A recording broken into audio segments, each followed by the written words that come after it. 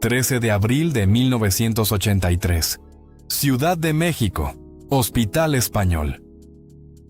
En una habitación silenciosa, lejos de los estudios, de los reflectores y de los hombres que alguna vez decidieron su destino, un cuerpo deja de respirar.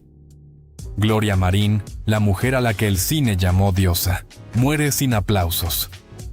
Afuera no hay multitudes, no hay mariachi, no hay titulares de última hora. Solo un trámite médico y una vida que se apaga sin ceremonia. Pero mientras los doctores firman el acta de defunción, otra historia empieza a reacomodarse en la memoria colectiva. Durante décadas, el nombre de Gloria Marín fue pronunciado con una mezcla incómoda de admiración y sospecha. La actriz elegante, la amante poderosa, la mujer que siempre estaba cerca de los hombres correctos, o eso decían. En los cafés del centro, en los pasillos de los estudios, en las columnas de espectáculos, su nombre circuló acompañado de una palabra que la perseguiría hasta el final: cazafortunas. Se habló de amores estratégicos, de favores intercambiados, de silencios comprados, de protección política en los años 40 y 50, cuando el cine mexicano no se hacía solo con talento, sino con permisos, influencias y lealtades masculinas.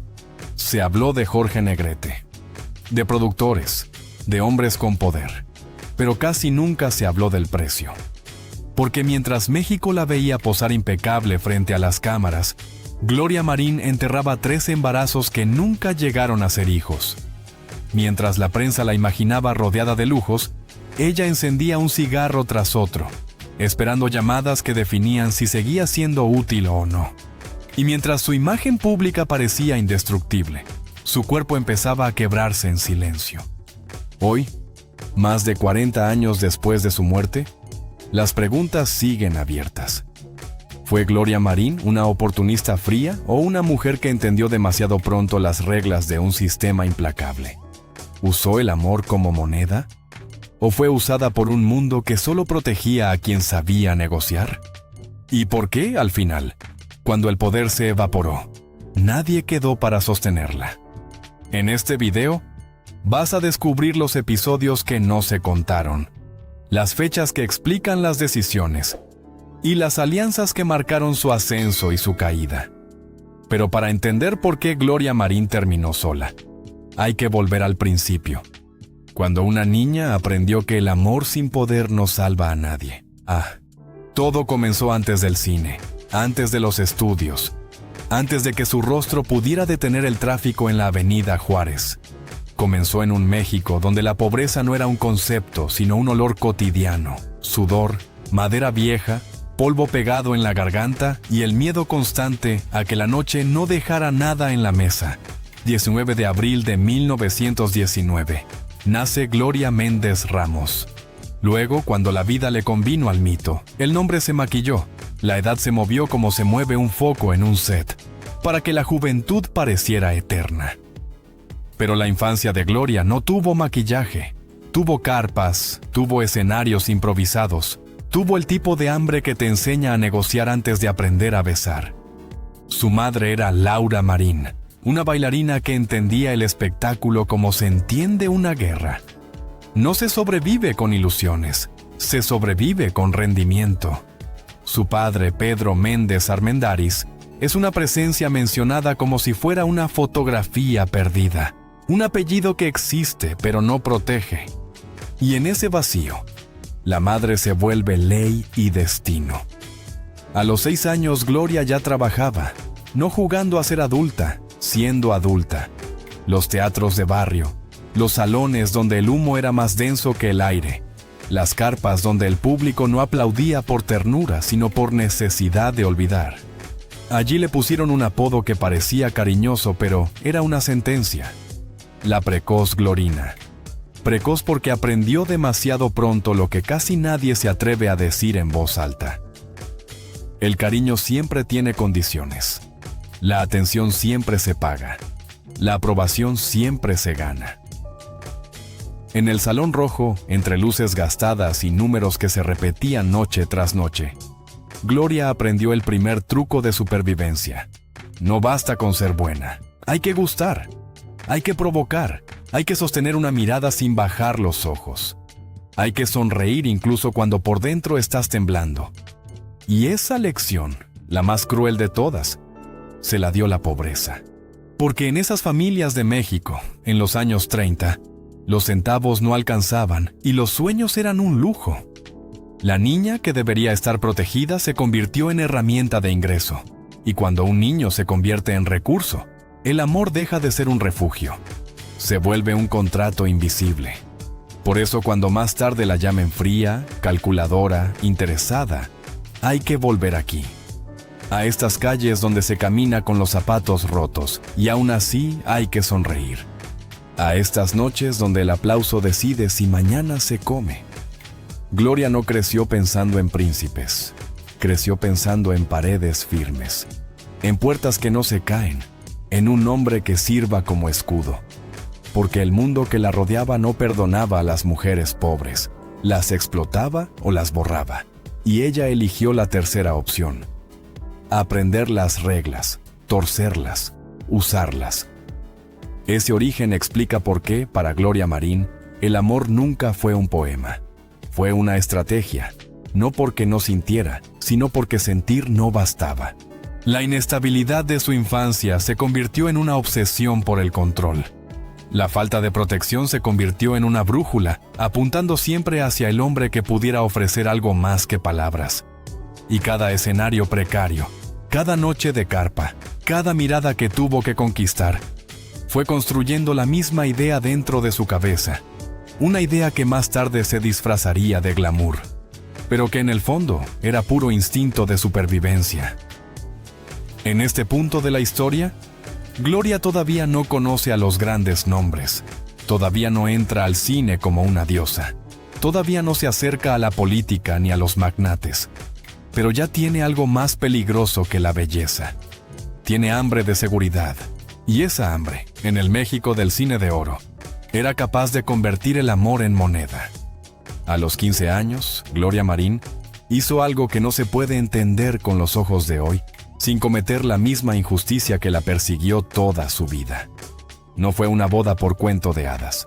Fue una salida de emergencia, un portazo contra la pobreza, un pacto con la estabilidad. México, principios de los años 30, y una adolescente que ya había aprendido que el cariño no alimenta y que el aplauso no paga la renta. Así que se casó con Arturo Vargas, un agente de tránsito, un hombre 20 años mayor.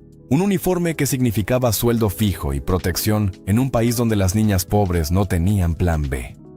Ese fue el primer intercambio. Juventud por techo, belleza por seguridad.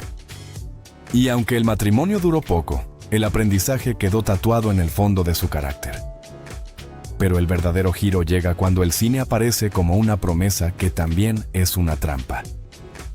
1938. Los millones de Chaflán. Gloria entra a la pantalla grande y, con ese debut, entra también a un mundo donde el talento solo abre la puerta del pasillo, pero no la del despacho. En los estudios no bastaba con actuar bien, había que pertenecer. Había que caerle bien a la persona correcta. Había que tener un nombre que sonara en las mesas donde se repartían papeles y se perdonaban escándalos. Y Gloria, que venía de carpas y hambre, lo entendió más rápido que cualquiera. No era cinismo, era supervivencia. Porque mientras el público veía a una joven actriz ascendiendo, por detrás se movía una maquinaria invisible. Los sindicatos, los productores, los periodistas, las madres de los galanes, los hombres que decidían quién era respetable y quién no. Y Gloria ya traía una herida antigua, la de no tener quien la sostuviera si se caía.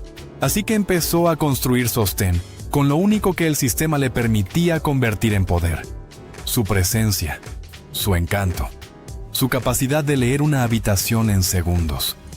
En ese México, una mujer podía ser un símbolo, o una víctima. Ella eligió ser símbolo, aunque eso implicara que la acusaran de todo lo demás. Y entonces aparece Abel Salazar. Primero como posibilidad, como actor atractivo, como una pieza más dentro del tablero. La relación se menciona como parte de esas rutas sentimentales que en el cine de oro nunca eran solo sentimentales. Gloria aprendió a mirar el escalón siguiente antes de pisar el actual. No por ambición vacía, sino porque la ambición era el sustituto del miedo. Lo que para otros era romance, para ella era estructura. Y cuando vio una estructura más alta, no dudó. A inicios de los 40, Jorge Negrete se vuelve el horizonte. No un hombre, un imperio. El charro cantor no era solo famoso, era autoridad, liderazgo en la anda. Respeto público, contactos políticos. Un hombre que abría puertas y cerraba bocas. Estar cerca de Negrete significaba volverse intocable. Pero también significaba entrar a una jaula donde el dueño tenía voz y el resto obedecía. Gloria aceptó igual, porque en su lógica era mejor una jaula con paredes firmes que el desierto sin agua. Y aquí hay un detalle que debes guardar, porque explica toda la tragedia que viene después. Gloria nunca entró a esa relación creyendo que el amor la salvaría. Entró creyendo que el amor la blindaría. Es distinto, es frío, es exacto. Y esa exactitud fue la que, con el tiempo, la convirtió en leyenda y en sospecha al mismo tiempo. El público la veía del brazo del hombre más admirado de México y pensaba que había ganado. Pero lo que nadie miraba era la factura silenciosa que se empezaba a imprimir desde ese momento. Cada mirada en un set, cada comentario en un pasillo, cada gesto de desprecio de quienes creían que una mujer venida de Carpas no merecía ese lugar.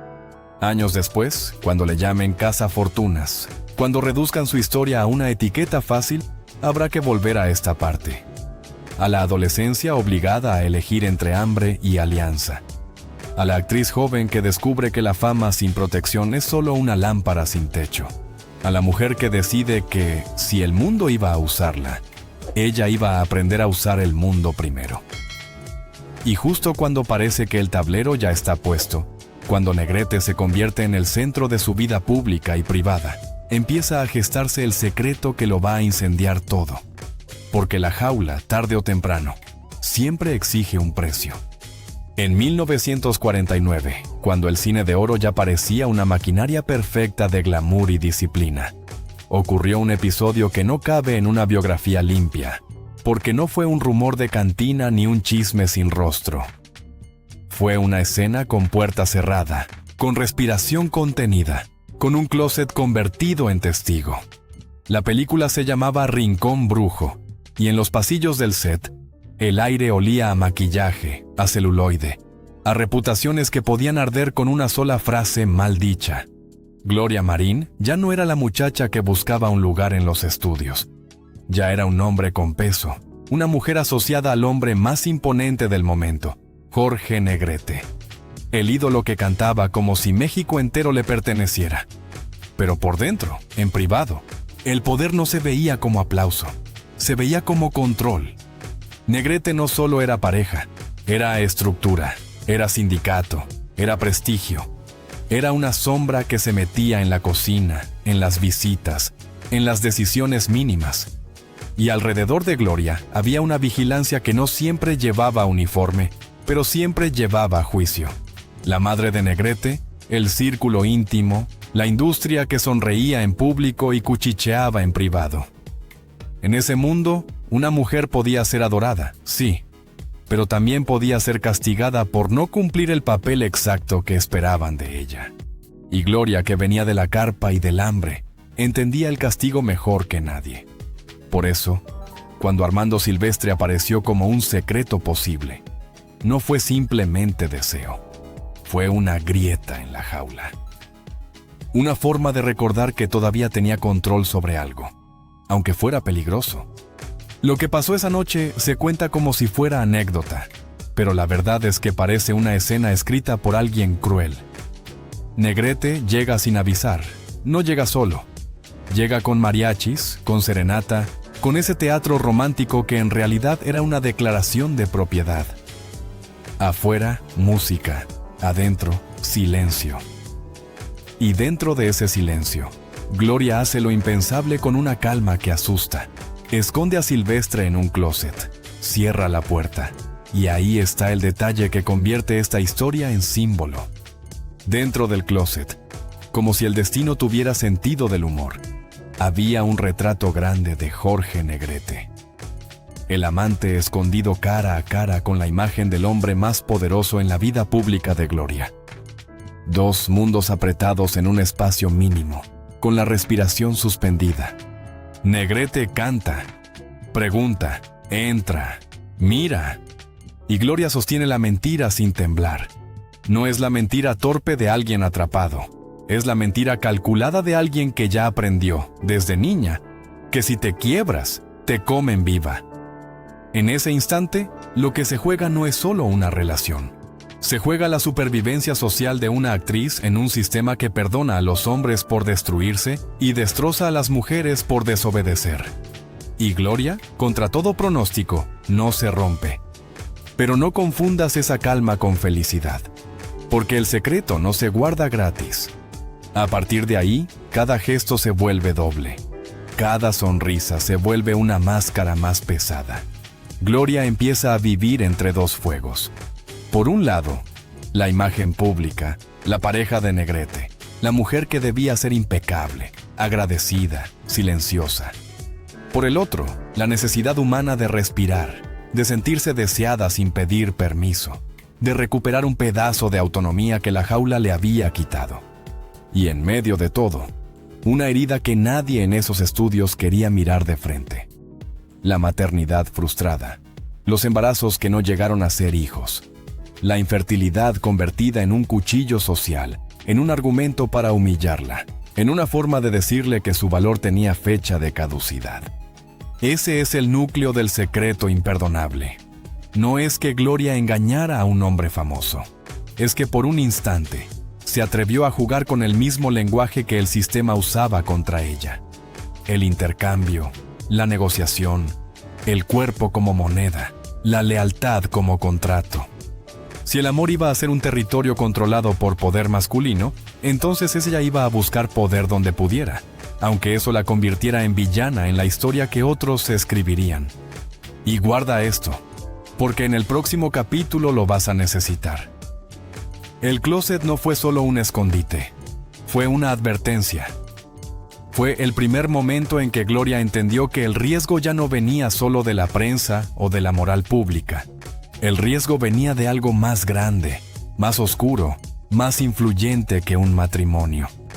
Venía de las redes de protección y castigo que movían el cine mexicano, como si fuera un gobierno paralelo. Y cuando una mujer sabe demasiado, cuando una mujer juega demasiado cerca de los hombres correctos, el poder no siempre responde con gritos. A veces responde con silencio, con puertas que se cierran, con reputaciones que se desangran lentamente sin que nadie pueda señalar el cuchillo. Y ahí, justo ahí, es donde la historia de Gloria Marín deja de ser romance y empieza a convertirse en expediente.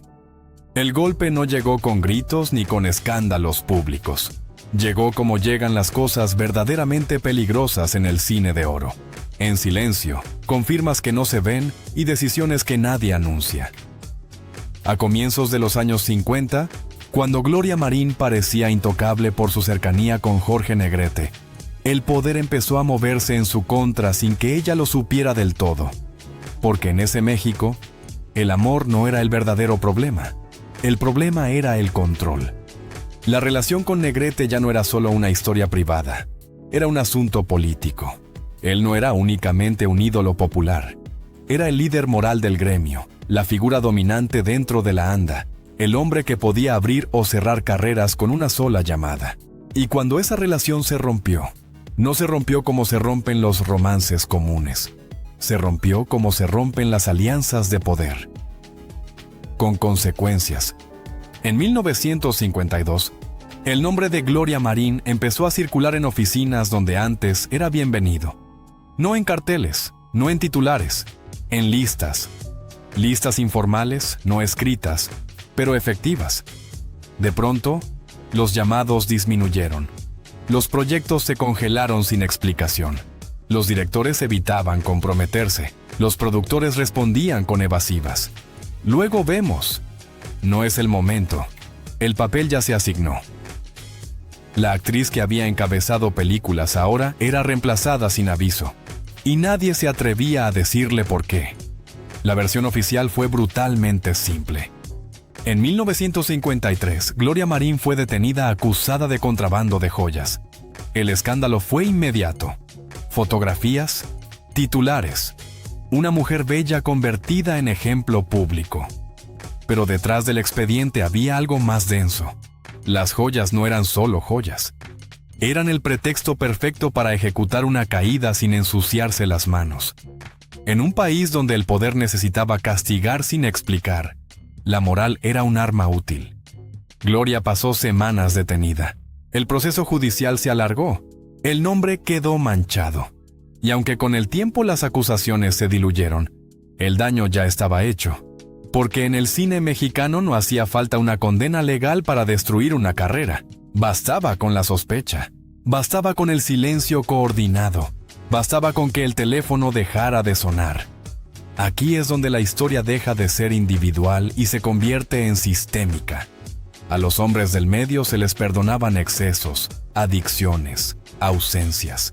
A las mujeres se les cobraba la desobediencia. Gloria Marín no había cometido un crimen imperdonable. Había cometido algo peor. Había salido del lugar que le asignaron. Había confundido protección con autonomía. Y el sistema respondió recordándole quién mandaba. A mediados de los años 50, Gloria intentó resistir. Aceptó papeles menores, producciones de bajo perfil, cine independiente. Pero la maquinaria ya había decidido. Las grandes producciones la evitaban. Las revistas cambiaron el tono. La admiración se volvió condescendencia. Y el público, siempre guiado por lo que se muestra, empezó a olvidarla lentamente. Ese es el verdadero castigo del poder. No la cárcel, no el juicio. El olvido administrado. La desaparición progresiva. La sensación de seguir viva mientras tu lugar es ocupado por alguien más joven, más dócil, más conveniente. Gloria Marín, la mujer que entendió el intercambio antes que muchas, se encontró del otro lado del contrato sin haber leído la letra pequeña. Y guarda este punto, porque define todo lo que viene después. El castigo no terminó con la caída profesional. Apenas comenzaba. Porque cuando una mujer pierde la protección simbólica del poder masculino, queda expuesta a algo más profundo. A la fragilidad económica, a la soledad emocional, a decisiones tomadas desde el miedo. Y en ese terreno, lejos de los reflectores y del respeto institucional, Gloria Marín empezó a pagar el precio más alto de todos. No el de la fama, el de haber creído que el poder, alguna vez, podía ser compartido. La caída profesional ya había dejado cicatrices visibles, pero el verdadero derrumbe de Gloria Marín ocurrió en un territorio mucho más íntimo. Uno donde no había productores, ni sindicatos, ni listas negras que explicar. Ocurrió en su cuerpo. Ocurrió en el tiempo. Ocurrió en la certeza brutal de que el poder que alguna vez la protegió no podía salvarla de aquello que ninguna mujer del cine de oro podía controlar. A mediados de los años 50, cuando los reflectores empezaron a girar hacia otros rostros y otros nombres, Gloria entró en una etapa que la industria nunca quiso narrar con detalle. No porque fuera escandalosa, sino porque resultaba incómoda. La actriz que había entendido las reglas del intercambio empezó a pagar el costo biológico de haber vivido siempre en tensión. El cigarro, convertido en compañía constante desde la juventud, ya no era solo un gesto elegante, era una necesidad. Una forma de calmar la ansiedad de los teléfonos que no sonaban, de los papeles que no llegaban, de las puertas que antes se abrían solas y ahora exigían súplicas. Los embarazos fallidos no eran un rumor, fueron una realidad repetida, 3 veces. 3 intentos de maternidad que no llegaron a convertirse en hijos. 3 duelos privados que Gloria vivió casi en soledad, porque en ese mundo una mujer estéril no despertaba compasión, despertaba juicio. La infertilidad se transformó en una etiqueta silenciosa. en un argumento que circulaba en los pasillos con crueldad quirúrgica. No pudo darle un heredero a Jorge Negrete. No cumplió el rol que se esperaba de ella. Y en una industria obsesionada con la imagen de la familia perfecta, ese fracaso pesó más que cualquier premio. Después de la muerte de Negrete en 1953, Gloria quedó suspendida en una tierra de nadie. Ya no era la mujer del ídolo, tampoco la actriz joven que podía empezar de cero. Intentó reconstruirse desde otro lugar. En 1958 se casó con Abel Salazar, ahora ya no solo actor, sino productor con poder real dentro del cine mexicano. La boda parecía ofrecer una segunda oportunidad, una alianza renovada. Pero duró poco. 2 años después, en 1960, el matrimonio terminó entre pleitos legales, reproches económicos y un desgaste emocional que ya no tenía vuelta atrás. El patrón se repetía. El intercambio ya no garantizaba protección. Fue entonces cuando Gloria tomó una decisión que revela más de su carácter que cualquier escándalo. Adoptó a una niña, Gloria Virginia Guadalupe Ramos Luna. No como gesto mediático, no como estrategia pública, sino como una necesidad íntima. Pero incluso ahí, el sistema le puso límites. La adopción nunca se formalizó legalmente. La niña creció con ella, sí, pero sin derechos plenos, sin apellido blindado, sin herencia garantizada. Era un vínculo afectivo sostenido más por voluntad que por estructura, como casi todo en la última etapa de la vida de Gloria. La salud empezó a deteriorarse sin dramatismo visible. No hubo un colapso inmediato, sino un desgaste progresivo.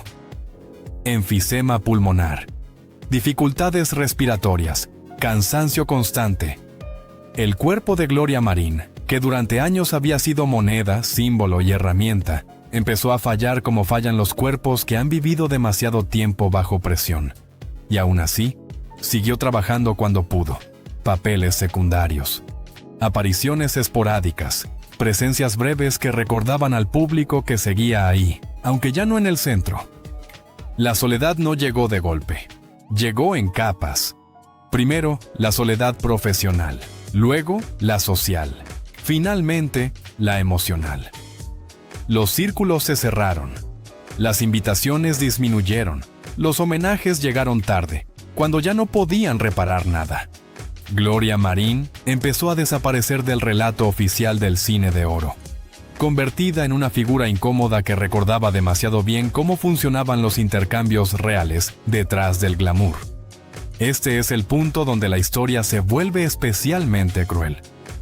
Porque cuando una mujer deja de ser útil para el sistema que la usó, no se le ofrece descanso ni dignidad. Se le ofrece silencio. Y Gloria, que había sobrevivido aprendiendo a negociar, se encontró enfrentando algo para lo que no había estrategia posible.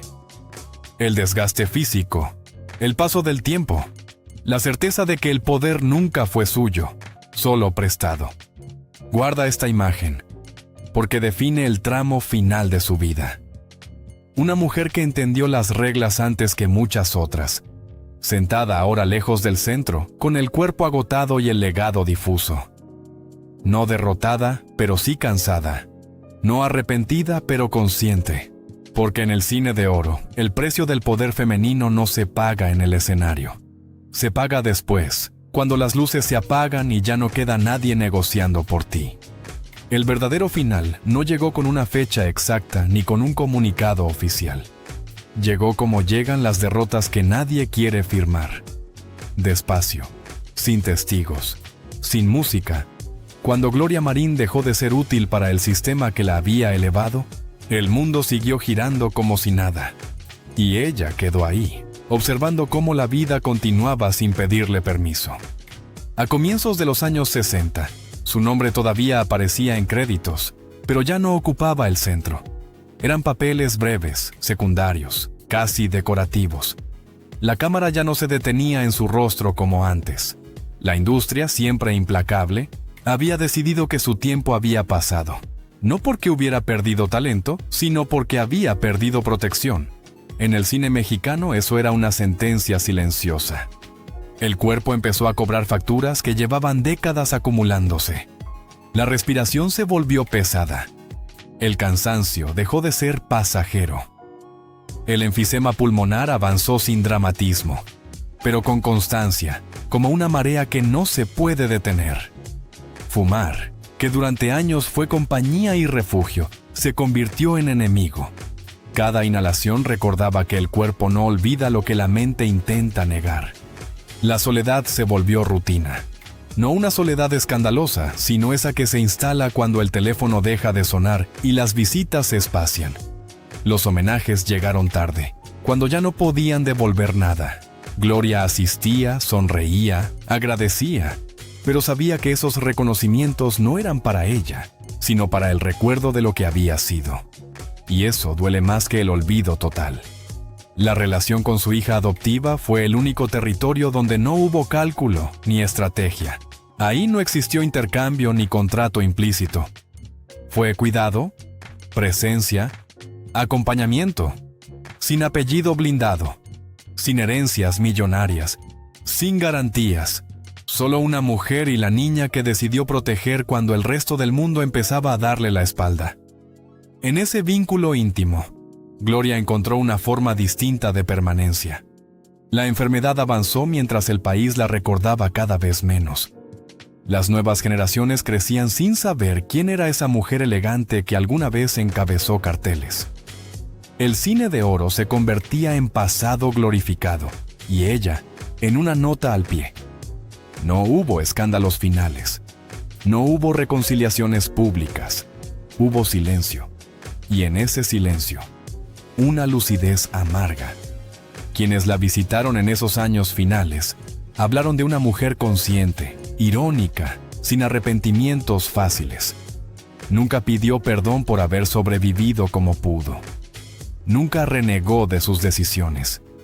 Sabía que había jugado con las mismas reglas que la habían atrapado. Y sabía también que el castigo no era moral, sino estructural. No fue castigada por amar, sino por no obedecer. La muerte llegó el 13 de abril de 1983, en la Ciudad de México, lejos de los reflectores, lejos del ruido que alguna vez la rodeó. Murió con 63 años, en un hospital, acompañada por pocos, recordada por muchos menos. No hubo multitudes, no hubo despedidas grandilocuentes. Solo el cierre discreto de una vida que había sido todo menos discreta. Este tramo de su historia no busca lástima, busca comprensión. Porque el verdadero precio que pagó Gloria Marín no fue la fama ni el escándalo. Fue la expulsión lenta de un sistema que solo celebra a las mujeres mientras son funcionales. Cuando dejó de serlo, quedó sola. Y aún así, no se quebró del todo. Aquí no termina su historia. Aquí se prepara el juicio final.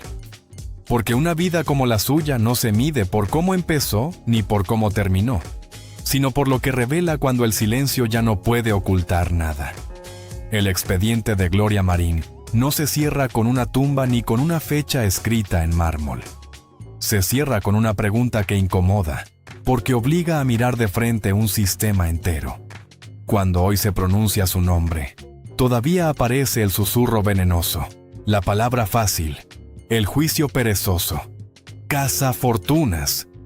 Pero esa etiqueta, repetida durante décadas, dice más de quienes la usaron que de la mujer a la que intentaron reducir. Gloria no fue una santa ni quiso serlo. Tampoco fue la caricatura ambiciosa que durante años se vendió para explicar su ascenso y su caída. Fue algo mucho más peligroso para su época. Una mujer que entendió temprano que el amor, en el México del cine de oro, no era un refugio, sino una negociación. Que el poder no se pedía, se intercambiaba, y que la belleza, cuando no viene acompañada de apellido ni de fortuna, puede convertirse en la única moneda disponible. Desde niña aprendió que nada era gratis, ni el aplauso, ni la protección, ni la permanencia. Creció viendo cómo los hombres decidían destinos y cómo las mujeres eran desplazadas en silencio cuando dejaban de ser convenientes. En ese tablero, Gloria eligió jugar. A veces ganó, a veces perdió, pero nunca fingió ignorancia. Cada relación, cada alianza, cada ruptura fue una respuesta a una pregunta brutal. ¿Cómo sobrevivir sin ser devorada? Quienes la acusaron de usar a los hombres, olvidaron mencionar que esos hombres usaron el sistema entero para usarla a ella, que la adoraron mientras les servía y la castigaron cuando dejó de obedecer, que la protegieron mientras fue símbolo y la abandonaron cuando se convirtió en riesgo. El amor no fue su crimen. La autonomía, sí. Al final, la industria no la juzgó por lo que hizo, sino por lo que representaba. Una mujer que supo demasiado, que cruzó líneas reservadas a los hombres, que se movió entre artistas, políticos y figuras de poder sin pedir permiso. Y cuando el sistema decidió cerrarle las puertas, lo hizo con la misma elegancia cruel con la que siempre opera, sin explicaciones, sin segundas oportunidades, sin ruido. Gloria Marín murió en silencio, lejos de los reflectores que alguna vez la definieron. Pero su historia sigue haciendo ruido porque revela algo que no ha cambiado tanto como creemos. El precio que pagan las mujeres cuando se atreven a negociar en un mundo diseñado para que solo acepten. El castigo que llega no por el escándalo, sino por la independencia. Hoy, al mirar su vida completa, la pregunta ya no es si fue diosa o villana. La pregunta real es por qué, para sobrevivir, tuvo que ser juzgada como ambas. Gloria no buscó poder por ambición vacía. Buscó seguridad en un mundo que nunca se la garantizó. Y ese matiz, incómodo y profundamente humano, es el que durante años se intentó borrar. Tal vez ese sea su legado más honesto. No el mito romántico, no la condena moral, sino la evidencia de que, en ciertas épocas, amar sin perderse a una misma era un lujo que pocas podían permitirse. Gloria Marín no lo tuvo, pero dejó algo más duradero que el aplauso. Una verdad que todavía incomoda cuando se dice en voz alta.